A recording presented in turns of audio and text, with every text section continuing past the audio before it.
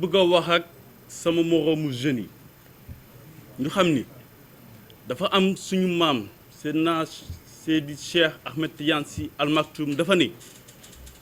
à chaque jeunesse sa responsabilité, soit elle l'assume,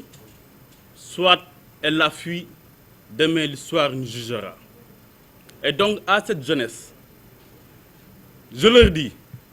amoon na fi visitu général de Gaulle bu mu ñëwee au Sénégal en 1958 il y avait des jeunes ñu taxaw et qui ont réclamé l'indépendance au Sénégal. Ces jeunes-là ne doivent pas être plus dignes que nous. En 1963 bu ñu jàpp suñu président suñu maam Mamadou Dia amoon na jeunes yu fi taxawoon. Ils ne doivent pas être plus dignes que nous. 1983 1988 ba mu abattre ci code consensuel du feu juge Kéba Mbaye et sax foofu dama fay taxaw tuuti pour wax ak suñu juge yi pour wax leen ni il est temps qu'ils prennent exemple sur le juge Kéba Mbaye. Et paroles yu mu waxoon le président Abdou Diouf, ces propos-là sont toujours frais. Quand il lui dit, Monsieur le Président de la République, les Sénégalais sont très fatigués. Et c'est ça la vérité. Les Sénégalais souffrent énormément. Et à cette jeunesse, je leur dis, les jeunes de 2000 ne doivent pas être plus dignes que nous. Les jeunes de 2012 et avant 2012, les jeunes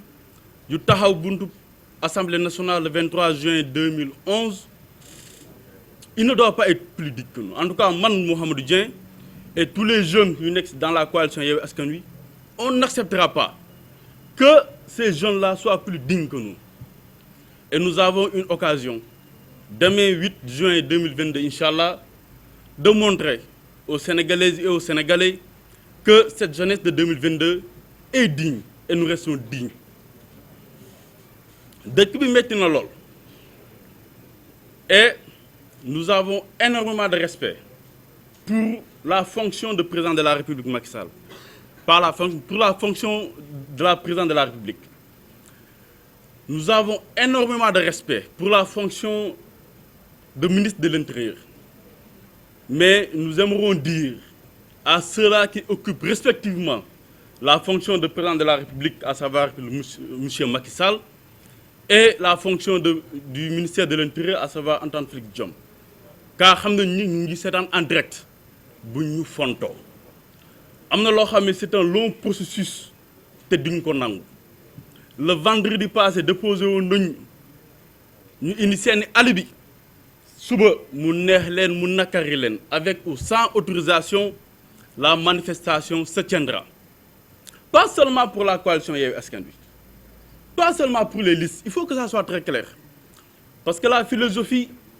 les principes et le leitmotiv de la coalition Yewwi Askan Wi transcendent les obédiences politiques. Dëkk bi dafa metti lool. Maa ngi dajeeg benn maire la fa passé day jaay nambe mu ne ma sama doom kilo ñebe bu mu doon jëndee 600 maa ngi koy jëndee léegi 1400 francs. May wax ak benn pa jaaykatu xar la ma ñëw di waxaale ak moom mu jox ma prix bu metti ma ne ko mais papa lu tax xar chéré nii mu ne ma mu liimal ma tous les intrants yu dem ci xar lépp doublé lépp. Il nous impose des mesures d'austérité te ba léegi jeunes yi di ma seetaan laay waxal gisoo leen fu le président de la République Macky Sall jëlee dogal pour wàññi parc automobile am gisoo leen fu mu jëlee dogal pour wàññi salaire ministre yi gisoo leen fu mu jëlee dogal pour wàññi per diem yi gisoo leen fu mu jëlee dogal pour dissoudre des institutions. En 2013-2012 amoon na fi inondation il a dissous le Sénat. Il y a actuellement problème yu gën a métti inondation te am na fi institution yu gën a ñàkk solo Sénat laalu ko tout simplement parce que dafa bëgg a caser ay nit ñam. Donc je dis à cette jeunesse là ak fu ñu mënti bokk qui qu'il soit et où qu'il soit ñu ngi leen ñi tàllal loxo di leen wax ni demain incha allahu rabbi nañu ñëw ci manifestation pacifique bi ñu solu comme ni ko sama doyen monsieur le maire Abbas Sall waxee yor suñuy drapeau vert jaune rouge jubali ku si nekk place de l'Obélisque ñu bañ a sax jël oto nañ dox dem bu place de l'Obélisque nekk ak ànd ak suñuy leader ànd ak ñoom ñu délivrer le message bu ñu bëgg a délivrer askanu Sénégal. Le mandataire national Déthié Fall wax na ko et on a également eu beaucoup d'échos qu'il y a une certaine jeunesse d'un certain pouvoir yu nekk di jéem a orchestrer des tentatives de sabotage de notre manifestation de demain. Nous sommes assez responsables. Les jeunes, nous sommes des jeunes assez responsables et les leaders sont des leaders très responsables. Et c'est pour ce cas-là que nous avons appelé à une manifestation pacifique. Et donc il revient à l'autorité publique d'encadrer cette manifestation-là pour que dérive bu am rek dérive bu am ñoom la parce que xam nañ ko identifier nañ leen te ñoom ak seeni autorité seeni DG ñoo nekk di orchestrer loolu pour ñëw yàq suñu manifestation. Et donc naturellement mejjum kanam borom moo koy fajal boppam ku ñu xoos ñu xuri la.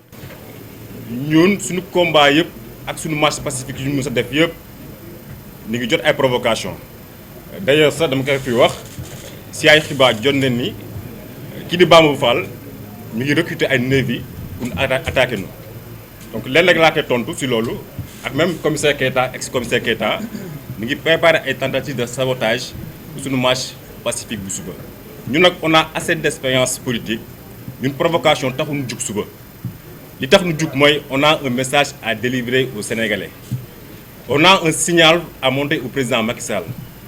mu nekk président boo xam ne il n'a jamais eu de politique de jeunesse depuis mu nekk ci bopp réew ba tey vision pour la jeunesse zéro il a fait un échec total par rapport à la politique de l'emploi des jeunes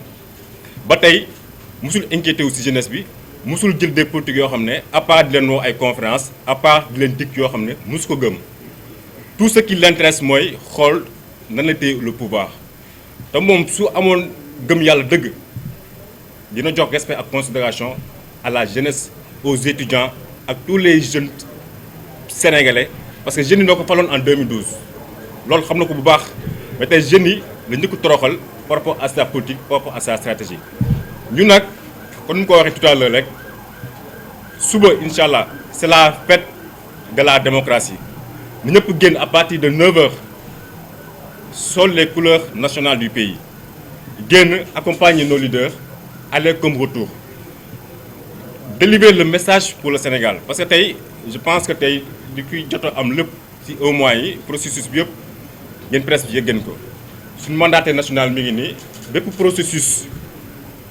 depuis ci dépôt liste yi ci parrainage yi ci correction yi lépp il a partagé ça à la presse donc tey nekk nu fi tey pour ñëwaat ci sur les investitures wala sur le problème de liste